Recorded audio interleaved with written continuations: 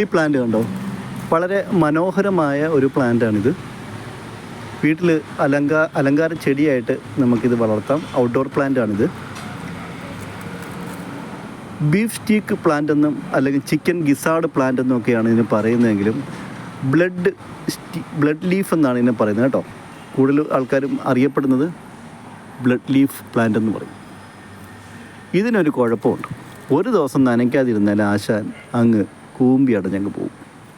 എല്ലാ ദിവസവും പരിചരണം വേണ്ട. അത്യാവശ്യം വളമൊക്കെ, അതായത് നമ്മുടെ ജൈവവളമാണെങ്കിൽ ഇട്ട് കൊടുക്കണം. അല്ലെന്നുണ്ടെങ്കിൽ ആശാൻ അങ്ങ് പെട്ടെന്ന് വാടിക്കരിഞ്ഞങ്ങ് പോകും. അലങ്കാര ചെടിയായിട്ട് അല്ലെങ്കിൽ ഔട്ട്ഡോർ പ്ലാന്റായിട്ട് വളർത്താൻ പറ്റുന്ന ബ്ലഡ് ലീഫ് പ്ലാന്റാണിത്. പരിചരണം വളരെയധികം ആവശ്യമുള്ളതാണ്. നേഴ്സറികളിൽ ഇതിൻ്റെ തൈ ലഭിക്കുന്നതാണ്. പെട്ടെന്ന് അങ്ങ് വളർന്നോളും. ഇതിൻ്റെ തണ്ട് ഒടിച്ചു വെച്ചാൽ ഇത് കിളുത്തോളും കേട്ടോ.